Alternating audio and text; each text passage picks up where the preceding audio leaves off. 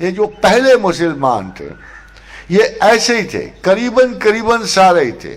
جنگ کنسرین میں خالد ابن ولید نے ایک پورے بڑے لشکر کو صرف 10 صحابہ کی مدد سے ایک درے میں روک کے رکھا۔ صبح سے لے کر شام تک لڑائی ہوئی، اور وہ پورے کا پورا لشکر جو جنگ کنسرین میں، اور وہ بھی عربوں کا لشکر، دجلہ بن احمد غسانی کے لشکر کو انہوں نے روک کے رکھا۔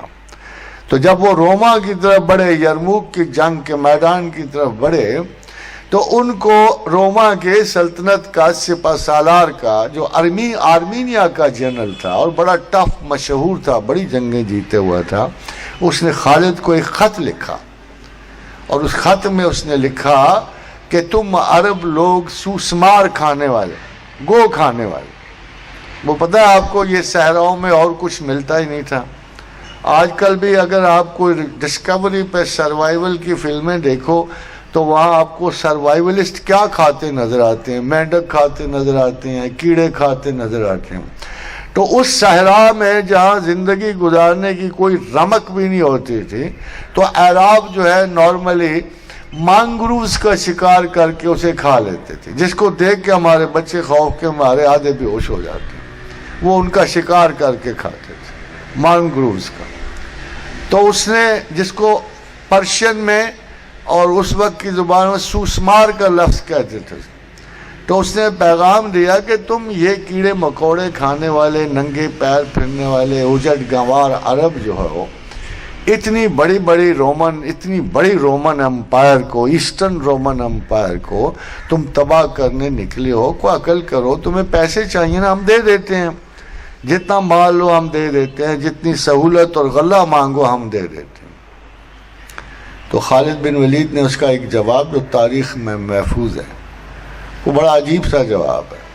تو انہوں نے جواب میں لکھا کہ اے پادشاہ روم، کالی سانڈنیوں پہ سوار تیری طرف عرب کے وہ شاہ سوار بڑھ رہے ہیں جنہیں موت اتنی ہی عزیز ہے جتنی تمہیں زندگی ہے۔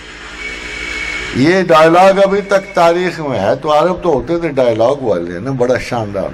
یہ ڈائلاگ تو آج بھی کوئی پڑھے تو کسی مسلمان کا خون گرما جاتا ہے کہ کالی سانڈنیوں پہ سوار تیری طرف عرب کے وہ شاہ سوار بڑھ رہے ہیں جنہیں موت اتنی ہی عزیز ہے جتنی تمہیں زندگی ہے۔ اور پھر یرموک کی جنگ کا فیصلہ تو ہوا ہی۔ یہ وہ لوگ تھے جنہوں نے اسلام کو اسٹیبلش کیا، یہ وہ لوگ تھے جن پہ خدا مطلق کا مکمل بھروسہ اور حکمرانی تھی، اور خدا کی وہ حدیث قدسی پوری ہوتی تھی، جب کوئی خدا کے لیے جنگ کرنے کے لیے نکلتا ہے تو خدا اس کا ہراول دستہ ہوتا ہے، خدا اس کے آگے آگے چلتا ہے، وہ ایک ہوتا ہے تو خدا دوسرا ہوتا ہے۔ مگر خواتین و حضرات، بعض چیزیں مقدرات میں اوقات کا پیمانہ بن جاتی ہیں۔ جیسے میں نے پہلے کہا کہ بنو امیہ سے 2 فاش غلطیاں ہوئیں۔ ایک تو شہادت حسین کا المیہ، جس نے بنو امیہ میں بنو معاویہ کو سرے سے ختم کر دیا۔ خالی یہ نہیں کہ یزید کو بعد میں کیا محسوس ہوا ہوگا، ظاہر ہے اس بدبخت کو شراب نے فرصت کبھی نہیں دی، اس کو کیا محسوس ہوا ہوگا، مگر اس کا بیٹا معاویہ بن یزید صرف 6 ماہ کی خلافت کے بعد وہ مر گیا اس صدمے سے کہ میرے خاندان نے یہ کیا کیا۔ معاویہ بن یزید جو ہے صرف 6 ماہ کے بعد ہلاک ہو گیا، مر گیا اسی صدمے سے کہ میرے باپ نے یہ کیا کر دیا۔ اور دوسرا حادثہ اس وقت پیش آیا کہ جب قتیبہ بن مسلم باہلی چائنا کے دروازے پہ تھا اور سنکیانگ کا محاصرہ کیا ہوا تھا۔ سنکیانگ میں آج جو آپ کو چینی مسلمان نظر آتا ہے، یہ قتیبہ بن مسلم باہلی کی اس یلغار کی وجہ سے۔ آج بھی فرانس کے بارے میں، یورپ کے بارے میں جو سب مورخ ہیں یورپ کی مشرق اور مغرب کے، یہ کہتے ہیں کہ اگر امیر عبد الرحمن الغافقی شہید نہ ہو جاتے، وفات نہ پا جاتے، مرض سے شہید نہیں ہوئے طولون کے معرکے میں، تو آج یورپ کے کلیساؤں میں اذانوں کی صدا سنائی دیتی۔ مگر عین اس وقت جب وہ فرانس میں داخل ہو کے اس کے دارالحکومت پہ چڑھنے والے تھے، اس وقت امیر عبد الرحمن الغافقی کی وفات ہو گئی، اور مسلمان طولون سے، آج بھی طولون میں ایک چھوٹا سا قبہ بنا ہوا ہے جسے تل شہداء کہتے ہیں، یہ ان لوگوں کے مزار ہیں جو اس معرکے میں شہید ہوئے۔ 3 دن کے بعد بھی یورپی افواج کو یقین نہیں آیا کہ یہ مسلمان چال تو نہیں، رات مسلمانوں کا پورا لشکر اپنا سارا کچھ اٹھا کے واپس چلا گیا امیر کی وفات کے بعد۔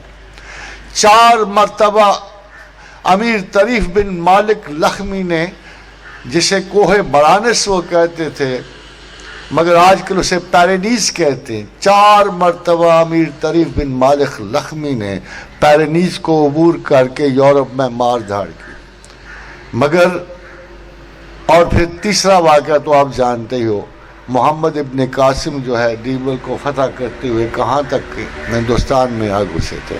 آج شاید ایک بھی ہندو نہ ہوتا، مگر پروردگار کو جو چیزیں منظور نہیں ہوتی، ان کے ایک بادشاہ نے، اموی بادشاہ نے، امیر سلیمان بن عبد الملک نے، یہ سارا ملت اسلامیہ کا سب سے بڑا نقصان یہ کیا، قتیبہ بن مسلم باہلی کو چائنا سے بلا کر قتل کروایا، بلکہ اب اس کی گردن اڑا دی۔ محمد بن قاسم کو ہندوستان سے بلا کے اسے مروا دیا۔ موسیٰ بن نصیر کو جو فاتح جرنیل تھا اس کو پابا زنجیر کیا، اور فاتح عالم اس وقت بصرہ کی گلیوں میں بھیک مانگا کرتا تھا۔ موسیٰ کا انجام یہ ہوا۔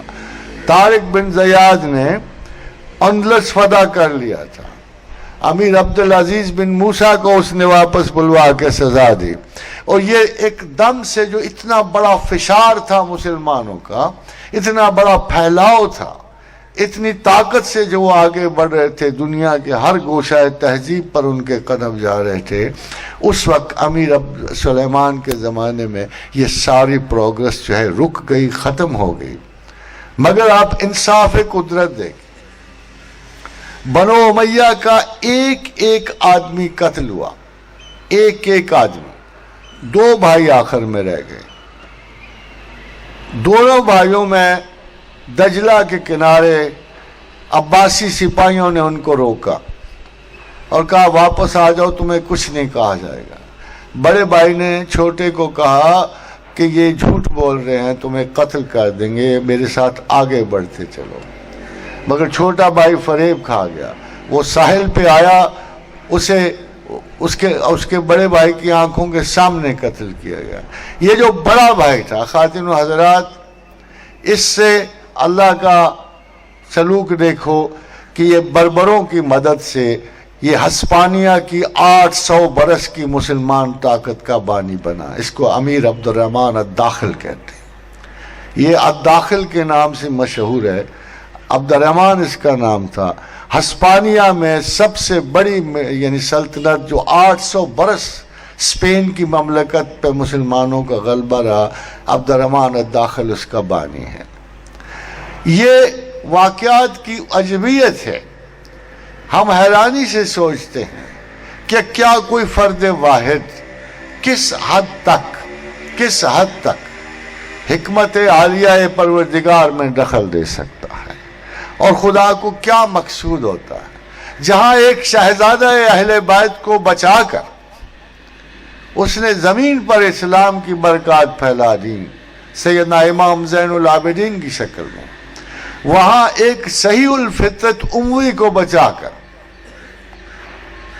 اس نے ایک نئی حکومت کی بنیاد اسپین میں رکھوا دی امیر عبد الرحمن الداخل کی مدد سے۔ اور جہاں اتنی زیادہ سب و ستم بنو امیہ پہ ہوتی ہے، وہاں حضرت عمر بن عبدالعزیز کو خلیفہ خامس کہتے ہیں،